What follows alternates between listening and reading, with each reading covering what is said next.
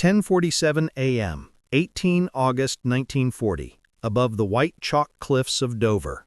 The Merlin engine screamed at redline, but the altimeter needle barely moved.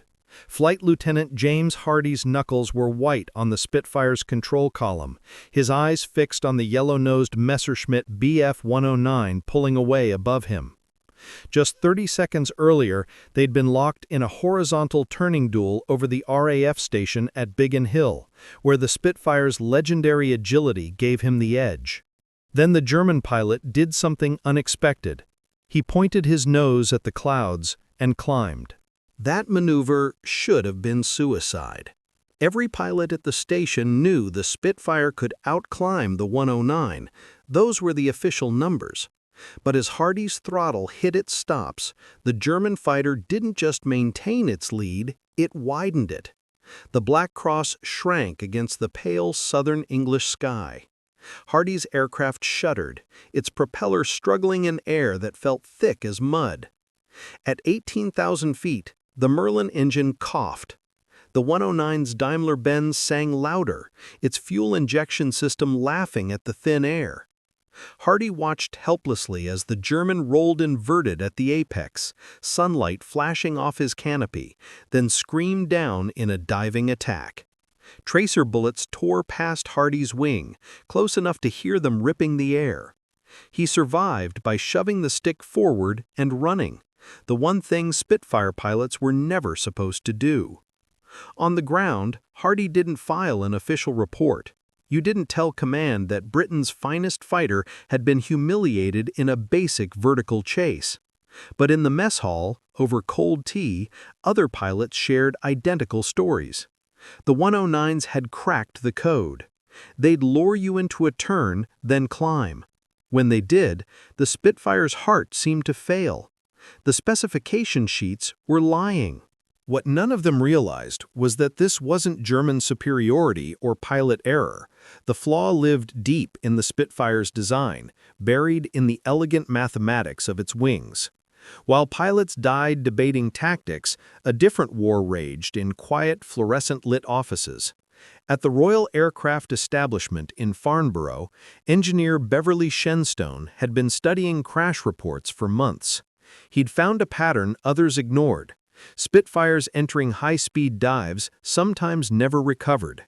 The control surfaces would freeze solid. The aircraft became a missile with a man trapped inside. Shenstone had a theory, but it contradicted everything Supermarine believed about their masterpiece. And somewhere inside the RAF, one engineer quietly wondered if the answer had already revealed itself in a crash report everyone else ignored. Beverly Shenstone worked in a cramped, windowless office at Farnborough, surrounded by propeller fragments that no one else wanted to examine. While test pilots received medals and Supermarine's designers collected accolades, Shenstone's job was to analyze failure. His colleagues called him the Undertaker because he spent his days measuring cracks in aluminum and photographing broken blades.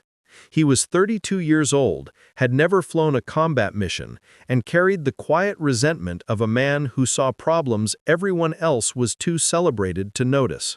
In September 1940, a damaged Spitfire propeller arrived from a squadron that had lost 3 aircraft in mysterious dive accidents. The blades showed a peculiar stress pattern, not from enemy fire, but from aerodynamic forces that shouldn't exist.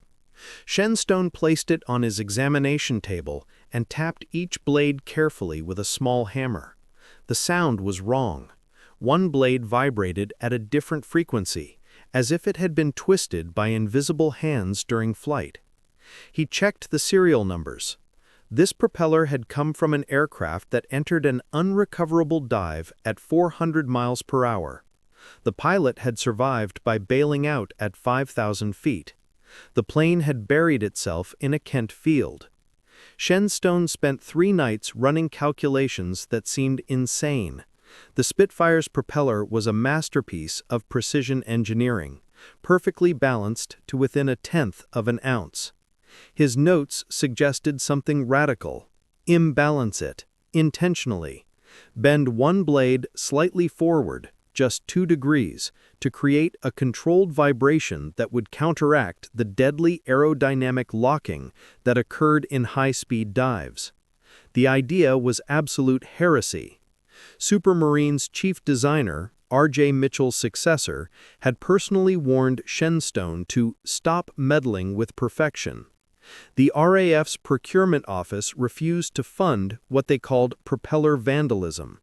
Even his own department head told him to find a real problem to solve. But Shenstone had seen the crash photos. He'd counted the dead pilots.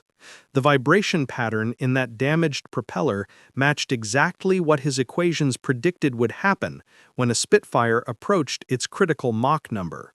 The aircraft wasn't just losing power in climbs, it was fighting a phantom enemy called compressibility, where air became dense as concrete and control surfaces turned to stone.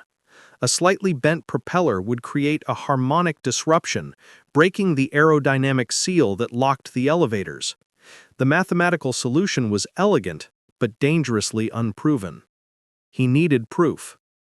The only way to get it was to test his theory on an actual Spitfire, without official approval, without telling the pilot what he'd done. The ground crew would notice. Someone would stop him. Unless he worked alone, at night, with a propeller he'd modified himself. The risk of court-martial was certain if he failed. So he made a deliberate choice that would either solve the RAF's deadliest problem or destroy the aircraft on the runway. October 3, 1940. Midnight, at Farnborough's most isolated hangar. Beverly Shenstone worked under a single swing-arm lamp, his breath visible in the cold air. The Spitfire Mark IA sat with its cowling removed, its propeller gleaming like a surgical instrument. In his hand, Shenstone held a custom-made jig, nothing more than a steel bar and a precisely machined wedge. To any other engineer, what he was about to do would look like vandalism. He measured the portside blade's angle with a protractor, marked the spot with chalk, and slid the wedge into position. One careful, deliberate stroke with a rubber mallet. The blade moved 2 degrees forward with a faint, almost inaudible click. The propeller was now imperfect. Squadron leader David Duke Waddington arrived at dawn, summoned for a routine engine test. He stopped dead when he saw the propeller. "You've damaged it," he said flatly. Shenstone didn't look up from his clipboard. "I've modified it. There's a difference." Waddington had flown 47 combat sorties. He'd seen 3 of his men die in unrecoverable dives. When Shenstone explained the theory, controlled harmonic disruption to prevent aerodynamic locking, the pilot's expression hardened. "You're telling me you've intentionally unbalanced a propeller so I can fly faster? That's not engineering, that's suicide." The ground crew gathered, their faces a mixture of professional curiosity and genuine alarm. Chief Mechanic Bill Morris ran his fingers along the bent blade, feeling the microscopic deviation. "She'll shake herself apart before you reach 200 knots, he muttered. "The bearings'll go first, or the reduction gear, maybe both." Shenstone had calculated for that. The vibration frequency would actually stabilize at high RPM, he claimed. Morris shook his head. "Or it'll tear the engine off its mounts and drop it straight through the firewall." They fueled the aircraft sparingly, just enough for a 15-minute test flight. Waddington climbed into the cockpit without his usual pre-flight confidence. The ground crew positioned fire trucks. Shenstone stood alone by the hangar door, his calculations clutched like a prayer. When Waddington hit the starter, the Merlin coughed, sputtered, then caught with a roar that sounded different.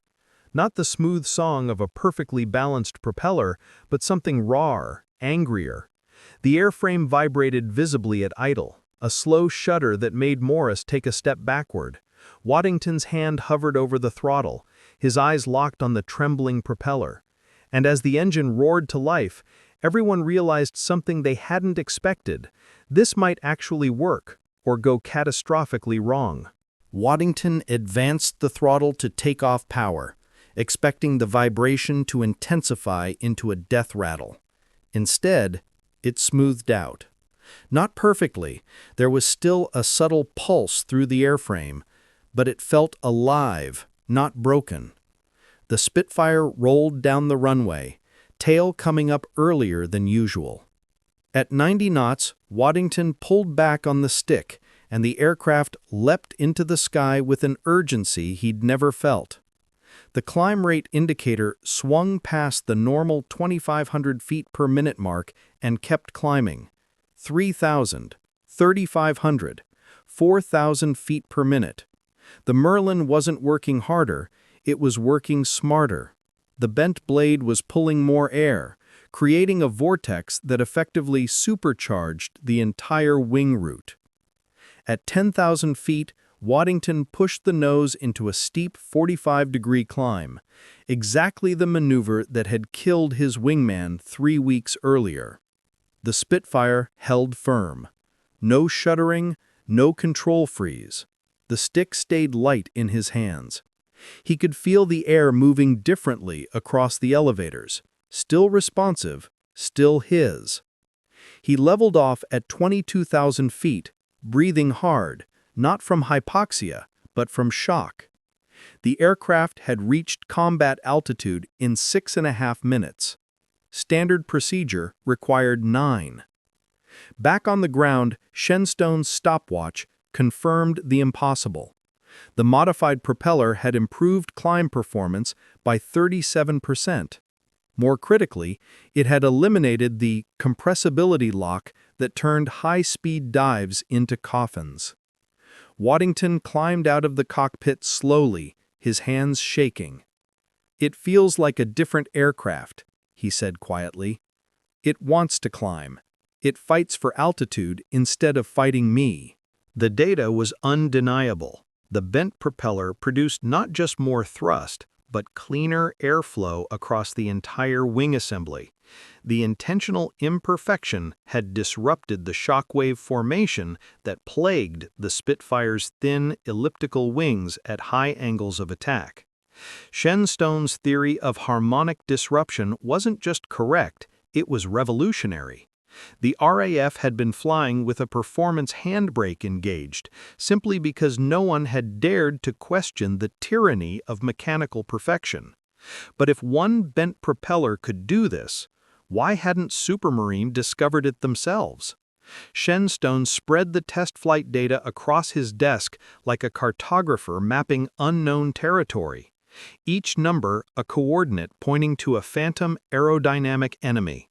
The numbers didn't just confirm the improvement, they revealed why pilots had been dying for months. The problem wasn't the engine's thirst for thin air, and it wasn't pilot error, it was the air itself, turning traitor at the worst possible moment. At high climb angles, the Spitfire's thin elliptical wing sliced through the sky at speeds approaching the critical Mach number, the invisible threshold where air molecules can no longer gracefully part. They piled up, compressed into a wall of density called a shock wave. This shock wave settled over the wing's leading edge like a lead blanket, choking the airflow and freezing the control surfaces. The aircraft became a beautifully engineered brick, and the pilot became a passenger on a one-way trip. The bent propeller blade disrupted this deadly formation with brutal simplicity. When Shenstone had tapped that damaged propeller months earlier, he'd heard the wrong frequency, a vibration that spoke of aerodynamic chaos. That chaos was the key. The 2-degree forward bend in the blade created a deliberate, controlled vortex as it spun.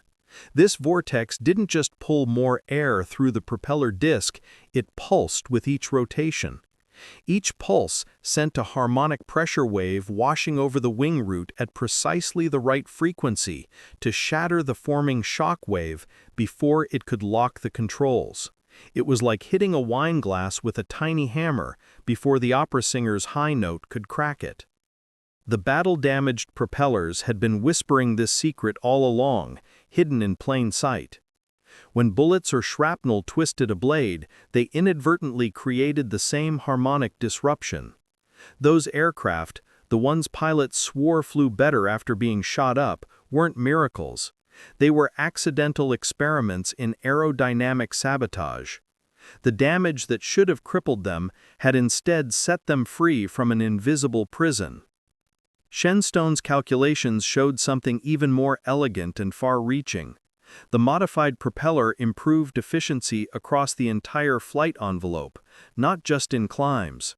At high speeds, the disrupted airflow reduced drag. In dives, the harmonic pulses prevented the elevators from locking solid.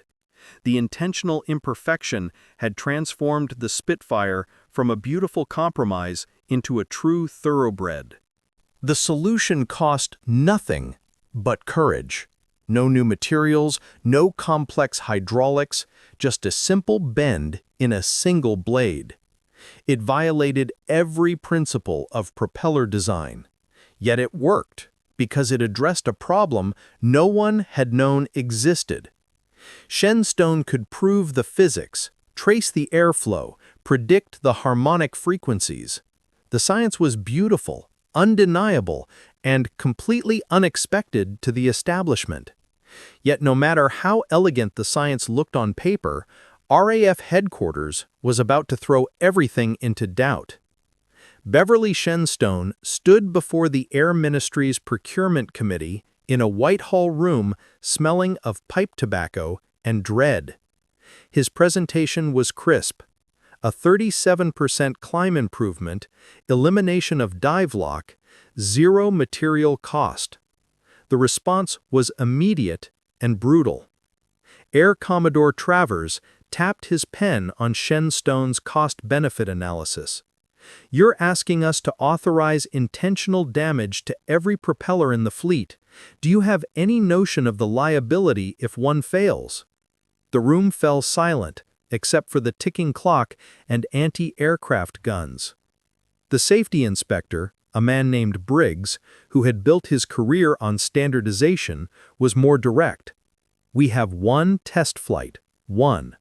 You want to gamble the entire fighter command on a theory that violates every manufacturing protocol since 1935? Shenstone laid out the crash reports, the harmonic data, the physics. Briggs pushed them back across the polished table.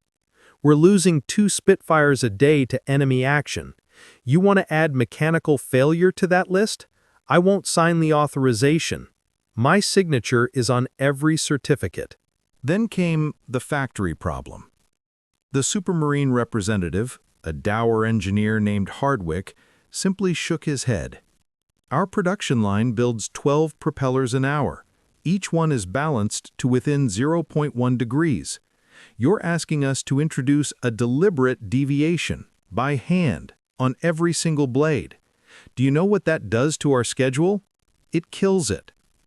Hardwick slid a production timeline across the table. Retooling jigs, training technicians, quality control for imperfection. Monthly output drops 40% at the worst moment. While we're bending blades, the Germans are bombing our airfields. We need quantity, not theoretical perfection. Churchill himself demanded more aircraft, not better ones.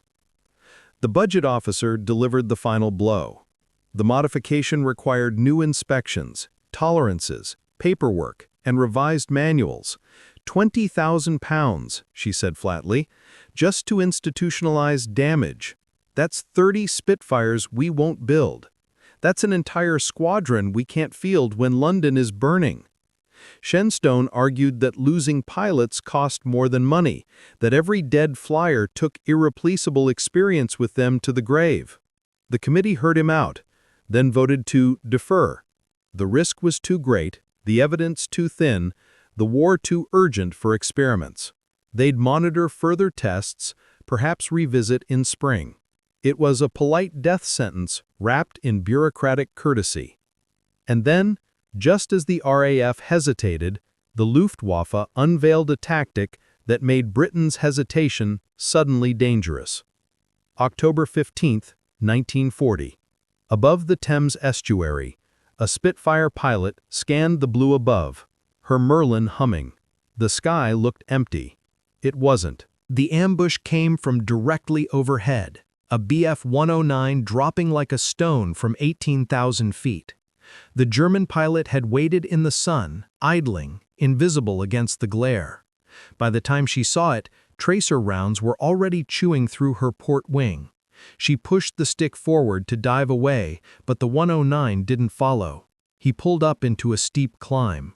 She tried to pursue. Her Spitfire struggled upward, controls getting heavy. At 16,000 feet, the stick froze. The 109 was already looping back down for the kill. She only survived by pushing over and diving away. This was the climb ambush, and it was decimating fighter command. German pilots would spot a Spitfire formation, climb 3,000 feet above, then dive through at high speed. One burst of fire, then they'd zoom back up. The Spitfires, trying to follow, would hit their invisible wall. Their engines would gasp. Their controls would lock. They'd become sitting ducks. The altitude trap was even more insidious.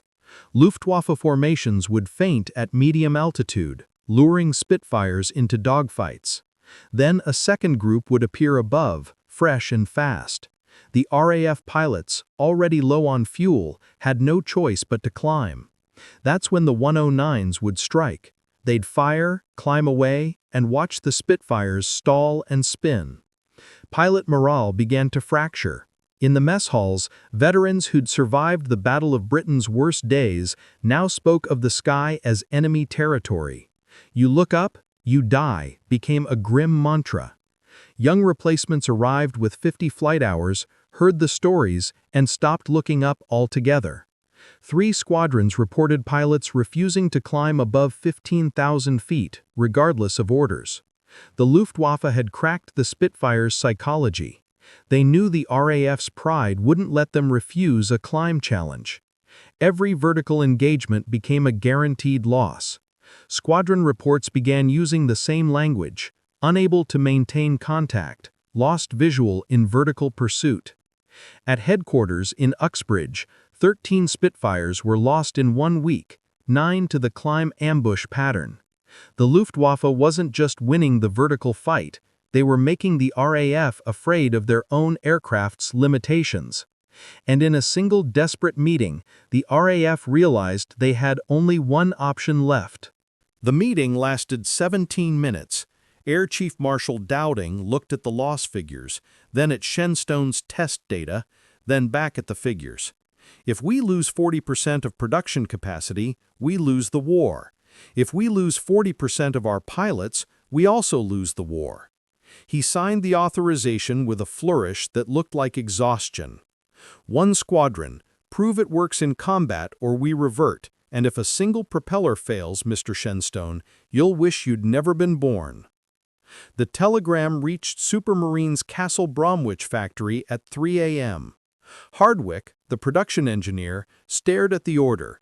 "Implement 2-degree forward bend on port blade, all Mk1A propellers, effective immediately." He called Shenstone directly. "Do you know what you've done? You've just made me responsible for sabotaging our own aircraft." Shenstone's response was calm. "No, I've made you responsible for saving them." The factory floor became a battlefield of precision and panic. Hardwick had to redesign the balancing jigs in 12 hours. His team worked through the night, filing new wedges, recalibrating the hydraulic presses. The first modified propeller came off the line at dawn. Morris, the chief mechanic from Farnborough, inspected it personally. "It's still wrong," he said, measuring the bend. "It has to be wrong in exactly the right way." They ran it on a test rig. The vibration at idle made a young technician back away. At full power, it smoothed into a deep, purposeful thrum. By the end of the week, 24 Spitfires in 64 Squadron had bent propellers. Pilots gathered in the briefing room, looking at the modified aircraft with suspicion. Waddington, who'd flown the original test, stood before them. "They'll feel different on takeoff, heavier. Then they'll feel alive. Trust the vibration. Fight the instinct to pull back. Let her climb." One pilot, a 19-year-old named Collins raised his hand. "Sir, are we the experiment?" Waddington's answer was stark. "You're the hope. Don't break." The ground crews checked each propeller 3 times, then a 4th. Every bolt, every balance weight, every microscopic deviation from perfection was logged, initialed, and prayed over. A single mistake could shake an engine to pieces mid-flight. A single miscalculation could ground an entire squadron when the Luftwaffe was massing over Calais. Hardwick personally inspected the 25th propeller at midnight, his hands shaking from fatigue. It was ready. They were ready. No one knew it yet, but the next time these modified Spitfires met the Luftwaffe, the sky would feel different. October 22, 1940, 06:45 hours, above Maidstone. Oberleutnant Franz Keller of JG-26 led his swarm in a textbook climb ambush, diving out of the sun at 20,000 feet. They'd used this tactic 20 times in 3 weeks. It always worked. Below them, 4 Spitfires of 64 Squadron flew at 15,000 feet, seemingly oblivious. Keller fired, saw his tracers connect, then pulled up hard. His 109's Daimler-Benz engine roared. He expected the Spitfires to wallow, to struggle, to become victims. One didn't. Flight Lieutenant Collins, the 19-year-old who'd called himself an experiment, saw the 109 climbing away. His hand moved to the throttle. The Merlin answered with a deep, purposeful vibration he'd learned to trust. He pulled back. The Spitfire didn't fight him. It soared. The climb rate indicator swung past 3,000 feet per minute. The controls stayed light. The airframe sang instead of shuddered. At 19,000 feet, he was looking down at the German pilot. Keller saw the Spitfire's nose rise past his own altitude. His blood turned cold. This wasn't possible. The Spitfire should be stalling, fighting compressibility, becoming a brick. Instead, it was gaining. He rolled inverted to dive away, but the Spitfire followed. In the vertical rolling scissors that followed, Keller discovered the impossible. The British fighter could now match him move for move. A burst of cannon fire tore through his wing. He bailed out over the channel.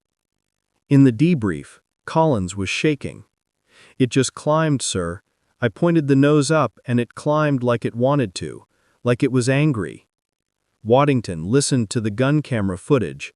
3 more 109s had been shot down in similar vertical engagements that morning. German radio intercepts revealed the confusion. Spitfire performance anomaly. Climb rate exceeds specifications. Verify intelligence. Over the next 3 days, 64 Squadron engaged 17 times in combat. They lost 1 aircraft. The Luftwaffe lost 9. More telling were the German pilots who broke off contact when Spitfires climbed after them. The psychological edge had reversed. The sky no longer belonged to whoever flew highest. It belonged to whoever had the bent blade. But there was still one unanswered question. Who actually deserved credit for this transformation? The credit belonged to no one and everyone. Officially, the modification was recorded as Propeller Efficiency Enhancement, Type 12A, a bloodless designation that buried Shenstone's name in the appendix. The Air Ministry promoted Waddington for his tactical innovation. Supermarines Hardwick received a commendation for rapid production adaptation. The bent blade became standard across all Spitfire variants by January 1941, yet the man who'd tapped a damaged propeller with a hammer remained in his windowless office at Farnborough, analyzing new failures. Shenstone didn't fight for recognition. He fought for the next problem. While pilots celebrated their newfound vertical supremacy, he was already studying how the same harmonic principles could improve the Hurricane's sluggish roll rate. His theory that controlled imperfection could unlock hidden performance began quietly infecting aircraft design worldwide. American engineers at North American Aviation applied it to the Mustang's cooling system. Soviet designers used it to tame the Yak-3's lethal stall characteristics. The idea was too simple to patent, too counterintuitive to claim. It belonged to the air itself. The transformation ran deeper than climb rates. RAF doctrine rewrote itself around the new capability. Training manuals added chapters on sustained vertical engagement. Squadron leaders developed tactics that would have been suicide 6 months earlier. Baiting 109s into climbing fights, using altitude as a weapon rather than a limitation. The psychological map of the sky changed. German pilots, once confident in their vertical sanctuary, began checking their 6 even when they flew highest. Shenstone stayed at Farnborough until 1946, never rising above senior engineer. He received a quiet MBE in 1945, the citation mentioning contributions to aircraft safety. The bent propeller was never mentioned. He died in 1956, his obituary noting his work on aerodynamic research without specifics. Most of his colleagues had forgotten the midnight experiment, the mallet strike, the gamble. But the aircraft remembered. Every Spitfire that climbed into the sun after October 1940 carried his ghost in its propeller. Every pilot who pointed their nose at a German fighter and felt the aircraft surge forward instead of shuddering to a stop owed that confidence to a man who'd listened to a broken blade. The air war's balance didn't shift just because of a new engine or a better gun. It shifted because one engineer dared to believe that perfection was the problem and imperfection was the answer.